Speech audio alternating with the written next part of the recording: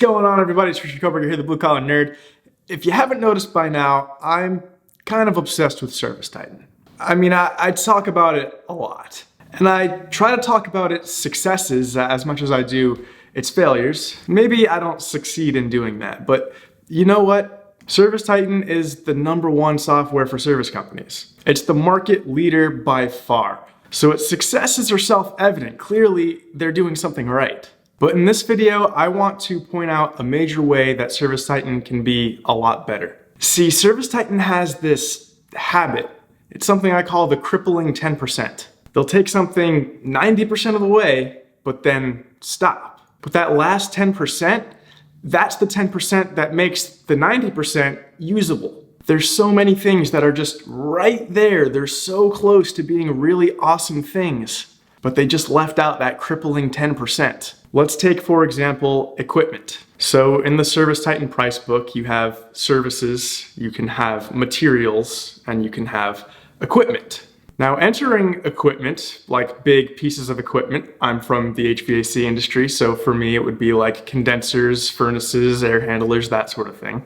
Entering in those things as equipment is very helpful because you can put in the serial number, you can put in the model number, you can put in your manufacturer warranty and your service provider warranty, and you can put in the age of the equipment. And if you sell something as equipment, all of that goes onto the account and stays with it. So from the office or from wherever, you have that information. You have the model number, the serial number, you know exactly how old that piece of equipment is, you know exactly how much warranty is left on it. And equipment is what Marketing Pro looks at when you try to make a campaign based on equipment age. So if you want to send an email to people who have pieces of equipment that are, for example, 5 years old or older, you need equipment on file to know that. So for those reasons, it seems like it would make a lot of sense to make your packages as equipment pieces. You take the equipment pieces that go together and put them together into a service. You sell that service, boom, boom, boom, here comes all your equipment pieces, and you're good to go. But then there's this crippling 10%. See, with equipment sales, there tends to be some fluctuation in your pricing. ServiceTitan's pricing wizard doesn't let you price on gross margin alone, which is how a lot of HVAC contractors will quote installations. It will let you price on material cost on a markup table, so you can make less expensive materials marked up more than more expensive materials. And you can put in a labor rate, so the amount of hours plus the material and your markups will equal your price. And that's a very common model for service, but not so much for installation.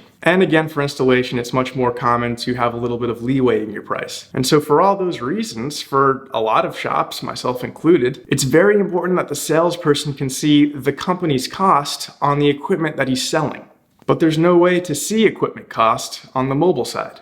You can, however, see the cost of materials if you have permission set up to do so. Materials also work better for purchase ordering. And so now, if you want to build a price book and get the best of all those features, if you want your salesperson to see pricing out in the field, and you want the equipment to go onto the customer's file once you install it, well then you have to do double entry. You have to have your equipment in as equipment and as material, and then tie those things together, and then tie the equipment that is tied to the material over into the service. Now, ignoring the fact that that's a lot of extra work, we've also got a problem now that we're going to be double job costing. So we have to make sure that we put the equipment cost as $0, even though it's not really $0, but we have it in as material too. So we have to make sure that the cost is only on the material so that we don't double cost the job. This makes building a price book for installations, which is already a pretty terrible process, just that much worse. And it's all just because of this crippling 10%. All we need to do is make it so that salespeople can see the cost of equipment on the mobile side. Another example of this is technician skills. So ServiceTitan has this feature where you can create skills and then assign those skills to technicians. And then in your job type settings, you can assign certain skills to certain job types. So you can say, for example, this job type, no cool, requires the skill set troubleshooting. The goal of this feature is clearly to make it so that your dispatchers don't accidentally assign the wrong tech to the wrong type of job. But you only get warned about a mismatch in skill in one very specific scenario: when rescheduling a job by dragging and dropping it on the dispatch board. That's the only time you'll get that pop-up that says, hey, this technician doesn't have the right skills for this job. It's almost as if this was built for a different feature, something that would book jobs for you that you could then rearrange if you wanted to.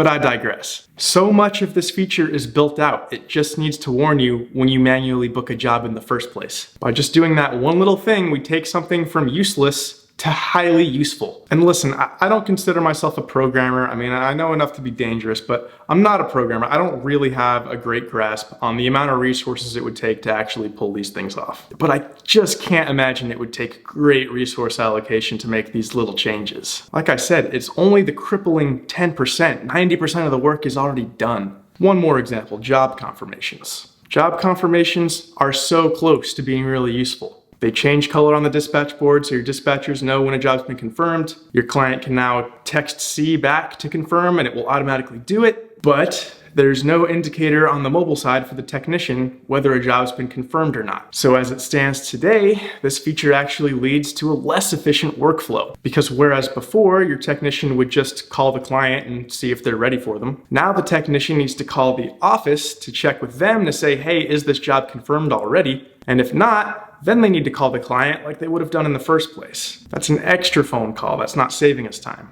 Crippling 10%. All we need to do is make it so that the technician can see whether a job's confirmed or not. And you know, it's not just product stuff. I see this across ServiceTitan as a whole. For example, I remember a couple months back, I posted in the ServiceTitan Mastermind group saying that all of my Marketing Pro emails were going to spam, and I was kind of upset. I was like, well, I don't understand. It's like this feature's totally useless if all the emails go to spam. And other people were chiming in, yeah, me too, me too. People were coming in with theories. That's because they don't have this certification. It's because they don't have this thing that makes it not go to spam. And I remember later that night, I got a text message from somebody who worked at ServiceTitan. I'm not gonna name names, but somebody who works at ServiceTitan sent me a screenshot. It was a screenshot of an internal Slack conversation. So a conversation that was happening in ServiceTitan through text. And it was like, somebody at ServiceTitan saw my post, screenshotted it, put it in Slack, and they had this conversation about it. You know, is this something we're aware of? And somebody came in, they were like, yes, we're aware of that. It's only happening with test emails. So if you hit test email,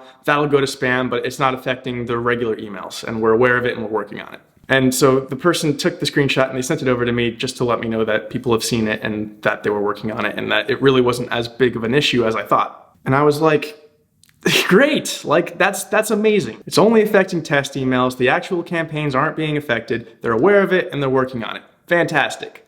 Tell the people. Nobody went in the Facebook group and said what they said in their internal Slack. They just let the reputation of Marketing Pro suffer. And you know what? That was a couple of months ago. It seems like that test email thing is still happening. And just today, I saw another thread about this same thing. And again, everybody just started chiming in. Me too, Marketing Pro sucks. How can they sell this? Blah, blah, blah. And again, the reputation of Marketing Pro was just left to suffer.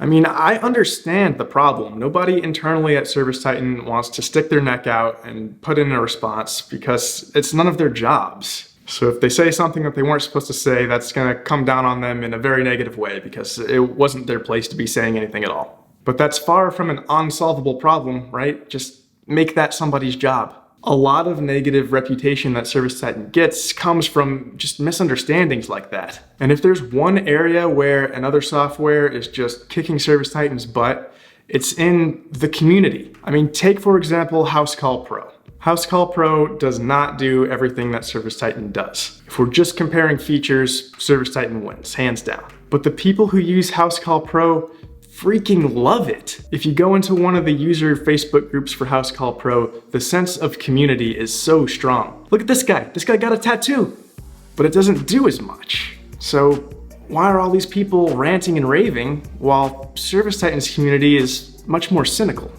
Well, here's my theory.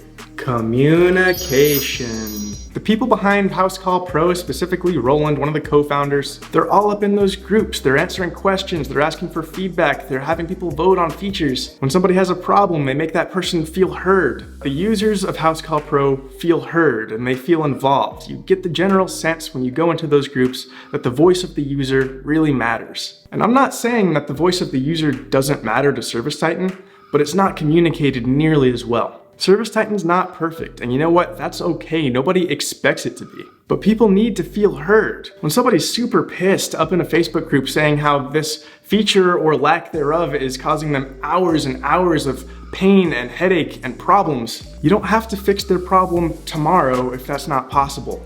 But they need to know that you hear them. Now my goal in making this video is not just to rag on ServiceTitan. I love ServiceTitan. I am team ServiceTitan all the way. I just want to shine the light on some of these deficiencies and say, how can I help? Seriously, ServiceTitan, if there's anything I can do to help fill some of these deficiencies and make the product better and the community stronger for all of these hardworking contractors, let me know. Anyways, that's all I got for today. Have a good one. Peace. I hit my fingers on the desk, it kind of hurt.